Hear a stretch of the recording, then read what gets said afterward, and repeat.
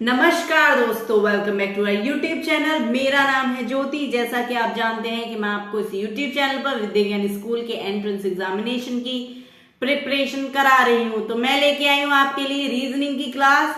तो शुरू करते हैं बिना किसी देरी के। Let's move to our slides. शुरू करते हैं हमारा रीजनिंग का पहला प्रश्न। तो हमारा पहला प्रश्न है, राम मोहन से बड़ा है।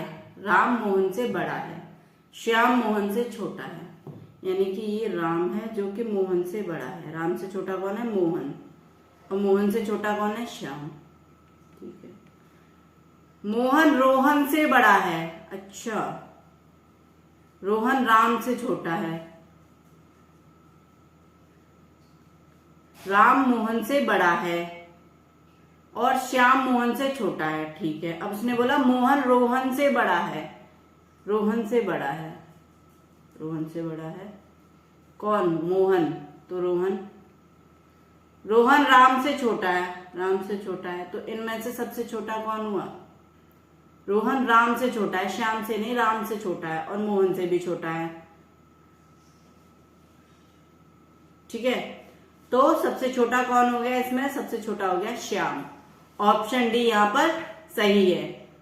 बढ़ते हैं अपने अगले प्रश्न की तरफ। एक कोड भाषा में कैश को ECUJ लिखता है। ठीक है। तो बैंक को कैसे लिखेगा? कल मैंने आपको बताया था। अभी मैं आपको विविध प्रश्न करा रही हूं, जैसे पूछे जा सकते हैं। फिर रीजनिंग की एक एक डिटेल में क्लास भी आएगी। ये हो गया कैश। कैश को उन्होंने कैसे लिखा है? ECUJ। अच्छा, सी कितने नंबर पर आता है? 3। उसमें कितना जोड़ा है? 2। ई कितने नंबर पर आता है? 5 पे। तो मैं देख पा रही हूं कि जो अल्फाबेट है, यानी कि जो लेटर है, उसके 2 नंबर बढ़ा के उसके 2 नंबर आगे वाला लेटर ले लिया गया है। यानी कि ई की जगह पर, सी की जगह पर क्या लिया है? ई सी से 2 नंबर आगे आता है, यानी कि उसमें 2 नंबर और जोड़ दिए। तो ऐसे ही ले लेते हैं बैंक। BANK। बी कितने नंबर पे आता है? 2। ए 1 पर, N 14 और K 11। तो इसमें 2 नंबर बढ़ेंगे, तो बी में 2 नंबर बढ़ेंगे तो कितना हो जाएगा? 4। तो 4 नंबर पे कौन आता है? डी। ठीक है जी। ए में यानी 1 नंबर में 2 जोड़ो 3। 3 नंबर पे कौन आता है? सी। 14 में 2 जोड़ो कितना आ जाएगा? 16। 16 पे कौन आता है? पी। और के में 2 जोड़ो, यानी कि 11 में 2 जोड़ो कितना हो जाएगा? 13। 13। तो 13वें नंबर पर कौन आता है हमारा? एम।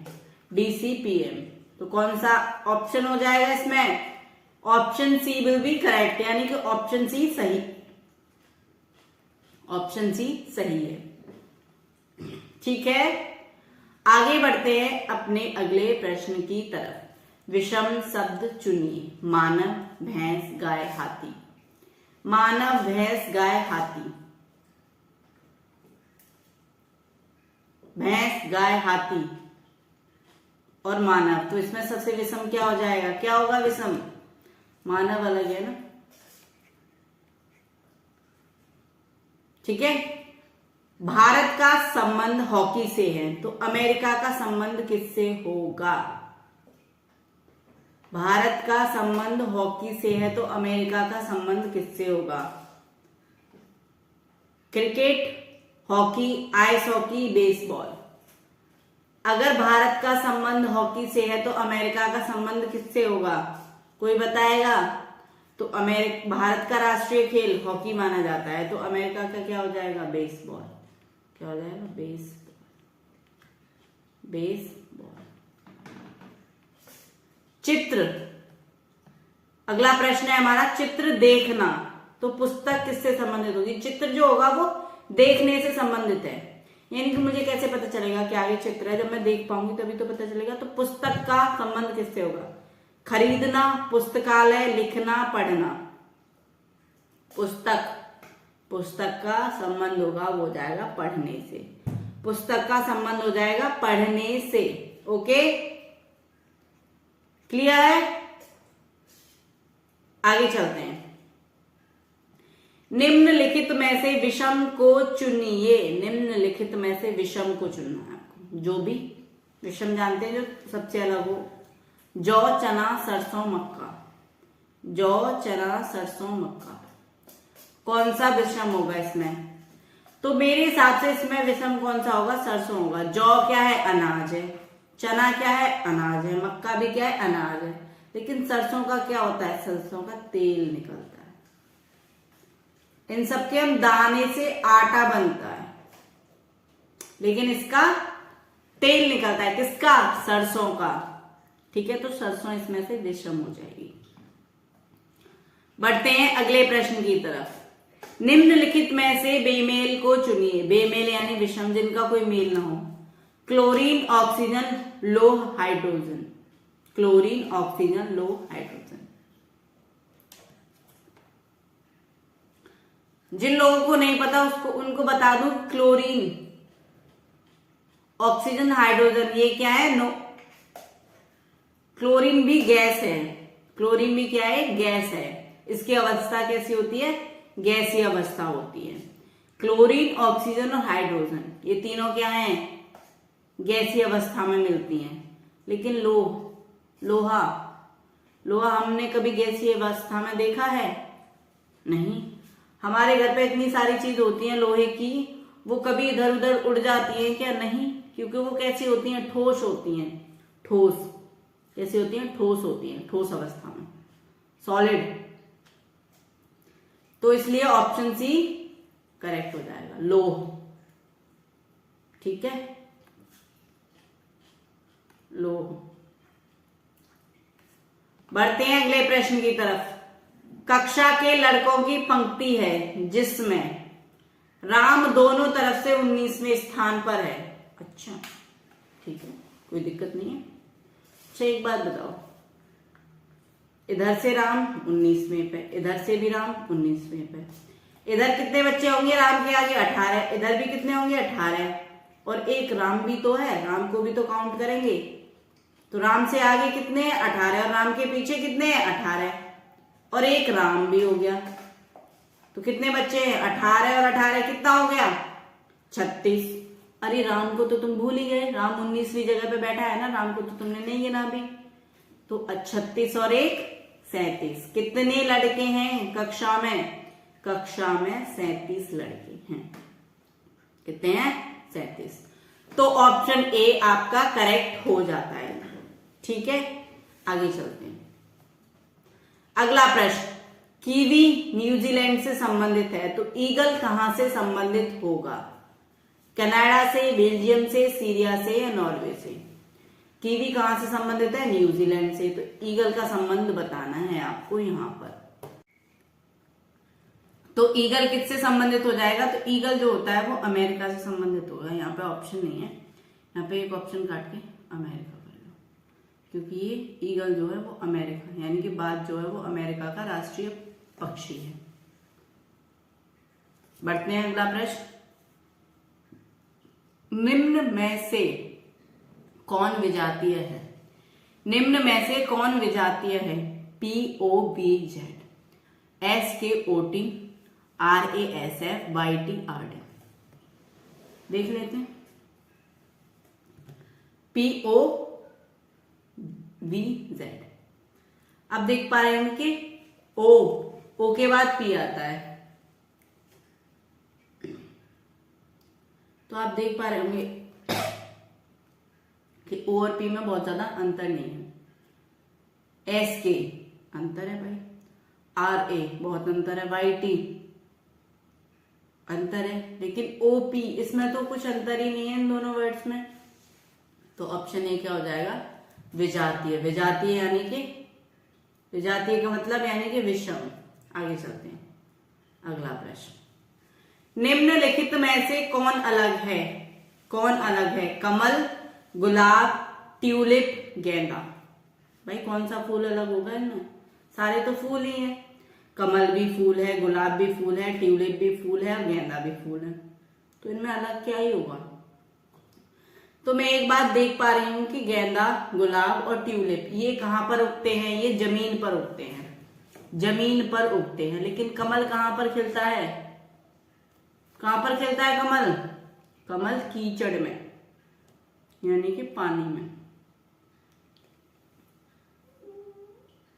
तो क्या हो जाएगा यहाँ पर, विषम क्या हो जाएगा यहाँ पर, कमल हो जाएगा। क्या विषम है यहाँ पर, कमल विषम है यहाँ पर।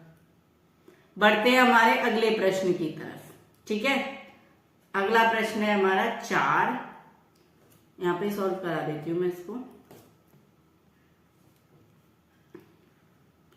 4, 6, 8, 12, 18, 16। मैं अंतर लेके देखूं, यहाँ पे 2 का 2 का, यहाँ पे 4 का, यहाँ पे 0 का, यहाँ पे फिर 8 का, यहाँ पे तो माइनस में हो गया। तो मैं थोड़ा सा दिमाग लगाऊंगी तो मैं देख पा रही हूं कि इसमें 2 सीरीज चल रही है। 2 सीरीज क्या चल रही है, एक को छोड़ के 4,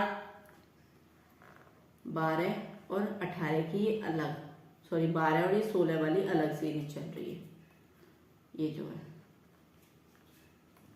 12 से 16 ये अलग सीरीज चल रही है, एक ये सीरीज चल रही है। तो मैं देख पा रही हूं कि क्या देख पा रही हूँ, ये क्या हो रहा है, इसका टेबल यानी कि पहाड़ा पढ़ा जा रहा है। 4 दूनी 8 और 4 की 12 और 4 चौकी 16, 6 दूनी 12 और 6 ती 18। तो क्या आना चाहिए, 6 चौके 24। अगला नंबर कितना आना चाहिए, 6 चौके 24। आई बात समझ में। तो क्या हो जाएगा यहाँ पर, option A is correct. Option A is correct. Option A कितना है, 24। आगे बढ़ते हैं अगले प्रश्न की तरफ। CDF DEG EFG FGI।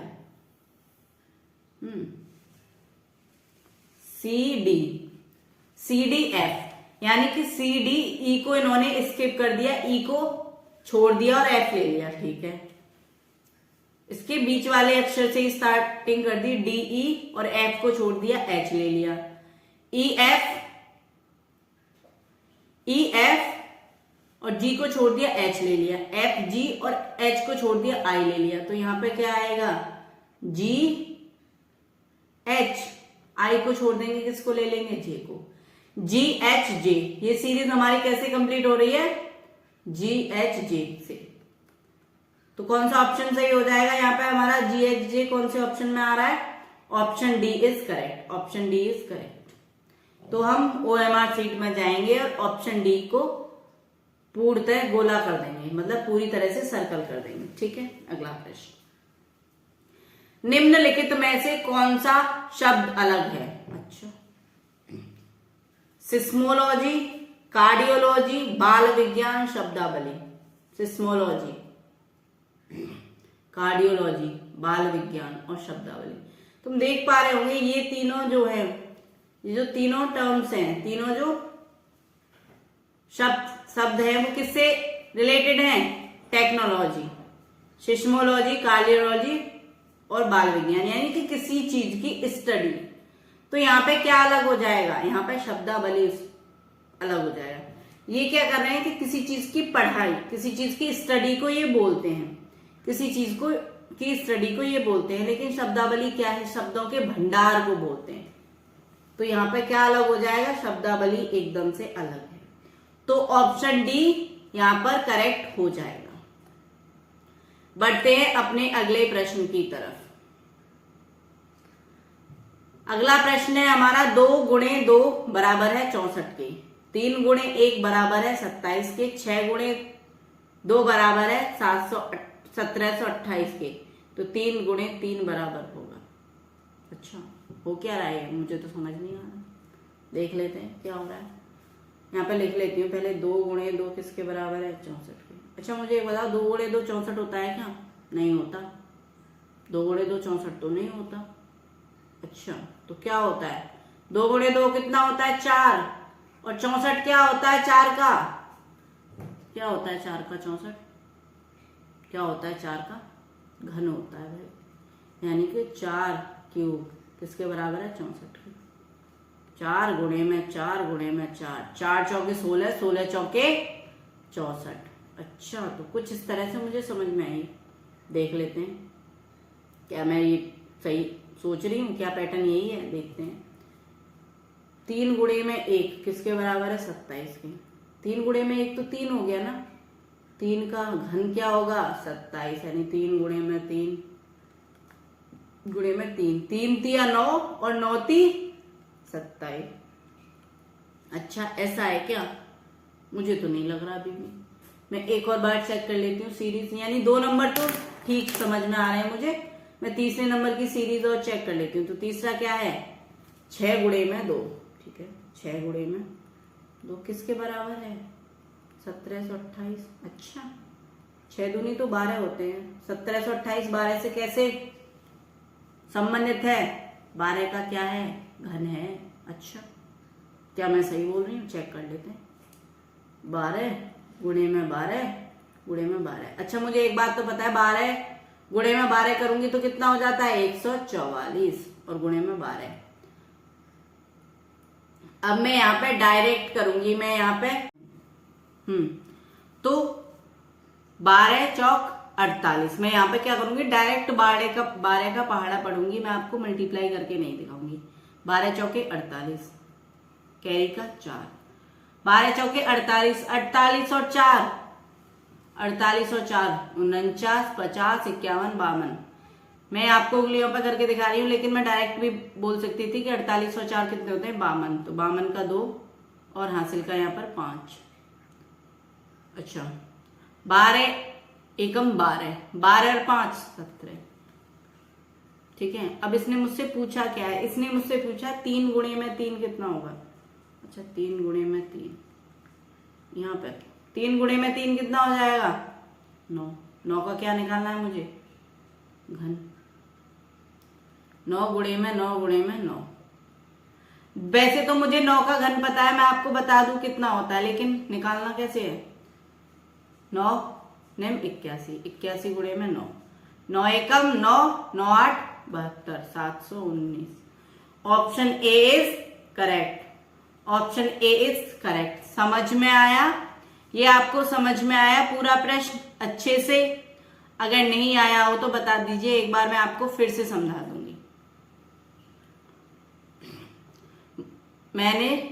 मुझे लगता है कि मैंने ये प्रश्न आपको बहुत अच्छे से समझाया है, ठीक है ओके। तो हमारा अगला प्रश्न है, एक महिला की ओर संकेत करते हुए साइमन ने कहा, क्या कहा, वह मेरे पिता की एकमात्र बहन की पुत्री है। अच्छा साइमन के पिता मान लो कि साइमन के पिता ए क्या है, साइमन के पिता, उनकी बहन बी, उनकी बहन, और ये कौन है, ए कौन है साइमन के पिता, साइमन क्या है इनका पुत्र, उनकी एकमात्र पुत्री, एकमात्र पुत्री। अच्छा एक बात बताओ, ये क्या हो गई साइमन की बुआ, बुआ हो गई ना। बुआ की बेटी क्या होती है फुफेरी बहन, माता बहन बुआ, तो बुआ की पुत्री क्या हो जाएगी, बुआ की पुत्री क्या हो जाएगी भाई फुफेरी बहन हो जाएगी। आई बात समझ में? एक बार फिर से मैं रिपीट कर देती हूं ये प्रश्न।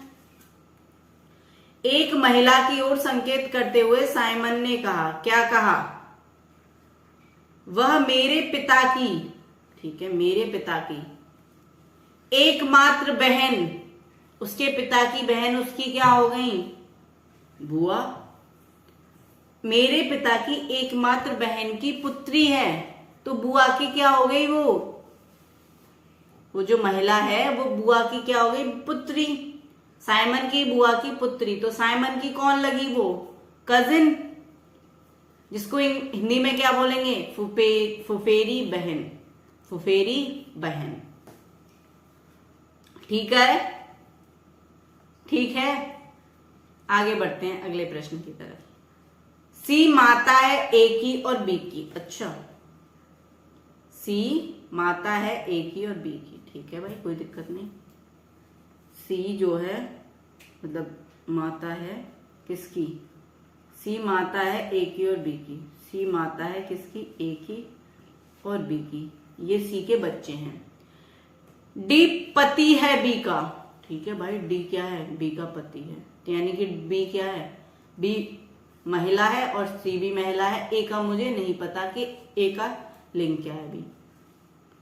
अच्छा, ए माता है, सॉरी सी माता है ए और बी की, ठीक है। यदि डी पति है बी का, यानी कि बी क्या है, सी की पुत्री, बी क्या है, पुत्री, और ये क्या है, पुत्री का, ये क्या है, पुत्री का पति, बी का पति है डी। उसने तो उसने पूछा है कि सी कौन है डी की। अच्छा, पत्नी की मां है सी, तो सी और डी का क्या संबंध होगा, डी की सी जो है वो कौन होगी, माता होगी, बहन होगी, सास होगी या चाची होगी। तो पत्नी की मां कौन होती है, पत्नी की मां सास होती है। जैसे पत्नी की मां सास होती है, वैसे ही पति की मां भी कौन होती है, सास होती है। पति की मां भी सास होती है, ठीक है। ये तो आपने घर में देखा होगा कि आपकी अम्मा, आपकी मम्मी की कौन है, सास, है ना। बढ़ते हैं अगले प्रश्न की तरफ। एक्स और वाई भाई बहन हैं, एक्स और वाई भाई बहन हैं, सॉरी भाई भाई हैं, एक्स और वाई क्या है, भाई भाई हैं। आर वाई का पिता है, ओके, आर क्या है, वाई का पिता है। अच्छा एक बात बताओ, आर वाई का पिता है तो एक्स का भी पिता होगा, भाई भाई हैं। एस टी का भाई है और एक्स का, सॉरी एस टी का भाई है, एस जो है वो टी का भाई है, ठीक है।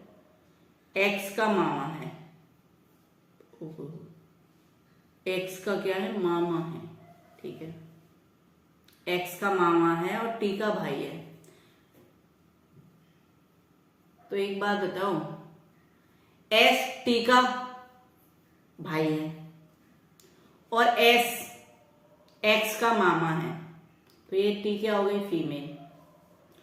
टी आर से कैसे संबंधित है। अच्छा एक बात बताओ, जब ये एक्स का मामा है और ये इसकी बहन है, मान लो इकलौती बहन है, तो इन बच्चों की क्या हुई, माँ हुई।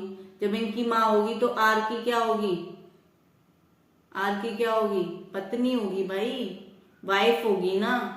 तो आर और टी का संबंध क्या है, पति पत्नी का संबंध है, क्या कौन सा संबंध है, हस्बैंड वाइफ का। तो टी क्या है, आर की पत्नी है भाई, भार्या अर्धांगिनी क्या है, पत्नी। आगे चलते हैं। ए की मां की बहन के पुत्र की बहन ए की कौन होगी। अरे रे ये क्या हो गया, ए की मां, ए की मां, ए की मां मान ली मैंने कि ये डी है, वो ए की मां है। अच्छा मैं यहां पे आपको वर्ड से ही समझाने की कोशिश करती हूं। ए की मां की बहन के पुत्र की बहन ए की कौन होगी, ए की मां की बहन के पुत्र की बहन ए की कौन होगी। अच्छा एक बात बताओ, बहन के पुत्र की बहन, बहन की बेटी हो गई, उसकी मां के बहन यानी कि वो मौसी की क्या हो गई, मौसी के बेटे बेटियां हो गए, तो वो मौसी की क्या हो गई, बेटी हो गई।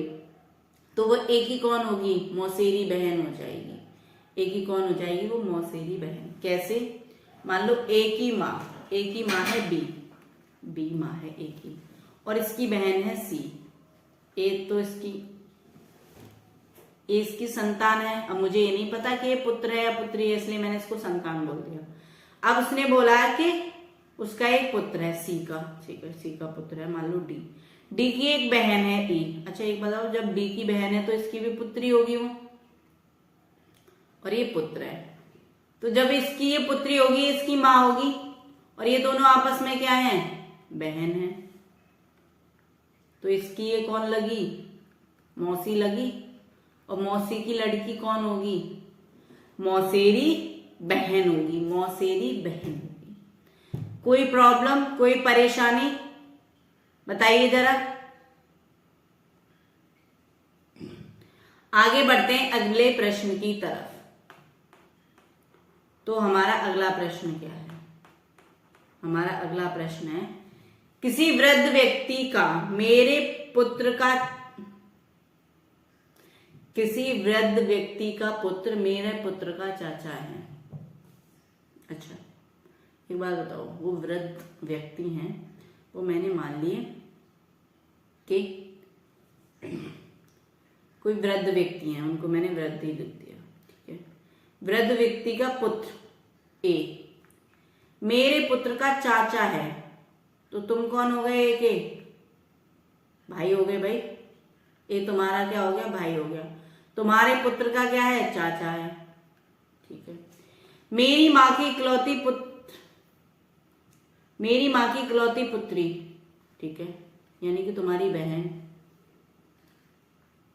बहन के इकलौते पुत्र का संबंध उस वृद्ध से क्या होगा? यानी कि ये वृद्ध कौन है? तुम्हारे पिता। तुम्हारे पिता का तुम्हारी बहन के इकलौती पुत्री से क्या संबंध होगा? क्या हो जाएगी वो? तुम्हारे पिता की क्या हो जाएगी? सॉरी, पुत्री है, बहन की पुत्री। नाती हो जाएगी, चाचा भतीजी है, इनमें से कोई नहीं, तो क्या हो जाएगी? नाती। और इसको सही से बोले तो नातिन।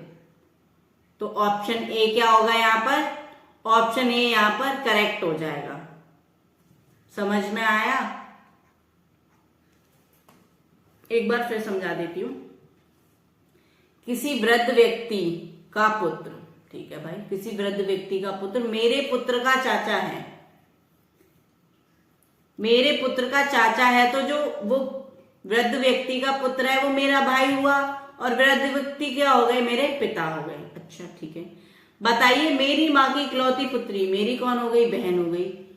पुत्री के पुत्र का, अरे रे पुत्री तो है, पुत्र का संबंध वृद्ध व्यक्ति से क्या हो जाएगा? तो किसका संबंध है भाई? नाती का संबंध है। मुझे लगा कि वो पुत्री की भी पुत्री है, ठीक है, पुत्री का पुत्र है, यानी कि बहन का पुत्र है। तो कौन हो जाएगा बहन का पुत्र? मेरे पिता का और मेरी बहन के पुत्र का क्या संबंध हो जाएगा? तो क्या संबंध हो जाएगा भाई? नाती होगा, वो नाती होगा, जिसमें हमारी देहाती लैंग्वेज में क्या बोलते हैं? देवता, वही। आगे बढ़ते हैं अगले प्रश्न की तरफ। ए की मां बी की बहन है, सी की बेटी है। अरे रे, ए की मां बी की बहन है, यानी कि ए की मां है, पता नहीं, अभी मैं यहाँ पे अल्फाबेट नहीं दे सकती, तो मैंने उनको एम मान लिया। ये कौन है? ए की मां, यानी कि बी की बहन है, ठीक है। थोड़ा सा नीचे लिखती हूँ उसको, जिससे कि पूरा प्रश्न समझ में आ जाए। तो मैंने क्या माना था? ए की मां को क्या माना था? एम मान लिया, यानी कि ए की मां है वो है एम है। एम क्या है? ए की मां है, ठीक है। अब उसने बोला ए की मां, ए की मां बी की बहन है। भाई ये जो बी, एम और बी क्या है? ये बहन है, बी की बहन है एम। सी की बेटी है, भाई ये किसकी बेटी है? सी की बेटी है। डी जो है, डी बेटी है बी की। अच्छा जी, डी जो है वो बेटी है बी की, और बहन है ई की। भाई ई की बहन होगी तो ई भी बी की ही संतान हो जाएगी। सी का ई से संबंध क्या है? अरे रे, मेरी मां की बहन की पुत्री, तो मेरी मां की मां, मेरी कौन हुई? नानी। तो मेरी मौसी के पुत्रों की मेरी नानी क्या होंगी? भाई नानी ही लगेंगी ना, नानी या नाना, नाना नानी ही लगेंगे, तो क्या होगा? नाना या नानी। एक बार फिर से समझा देती हूँ उस प्रश्न को। ए की माँ बी की बहन है, ठीक है। ए की माँ जो एम मैंने मानी थी वो बी की क्या है? बहन है, और सी की बेटी है। तो मुझे बताओ, एम बेटी है तो बी भी बेटी या बेटा होगा। सी का बेटी हो सकती है सी की। डी बेटी है बी की और बहन है ई की, ठीक है भाई, कोई दिक्कत नहीं है। सी का ई से क्या संबंध है? तो सी का ई से क्या संबंध होगा? सी का ई से क्या संबंध होगा? जैसे मेरी माँ की माँ क्या है? मेरी नानी। तो मेरी मौसी के बच्चों की वो क्या होंगी? वो भी नानी होंगी, क्योंकि वो उनकी माँ की भी माँ है। तो क्या है? नानी। क्या संबंध हो जाएगा? नानी। समझ में आया? तो क्या संबंध हो जाएगा उनका उनसे? नानी। तो ये थे आज के प्रश्न। तो दोस्तों ये थी हमारी आज की क्लास। तो मिलते हैं हम अगली क्लास में। तब तक के लिए हमारी वीडियोस को लाइक कीजिए, शेयर कीजिए, जिससे कि ज्यादा से ज्यादा बच्चे हमारी क्लासेस का फायदा उठा सके। और हमारे चैनल को सब्सक्राइब कर लीजिए, बेल आइकन प्रेस कर दीजिए, जिससे कि मेरी जब भी क्लास आए सबसे पहले आपको नोटिफिकेशन मिल जाए और आप अपनी तैयारी मजबूत कर सकें। तो मिलते हैं अगली क्लास में। तब तक के लिए जय हिंद, जय भारत।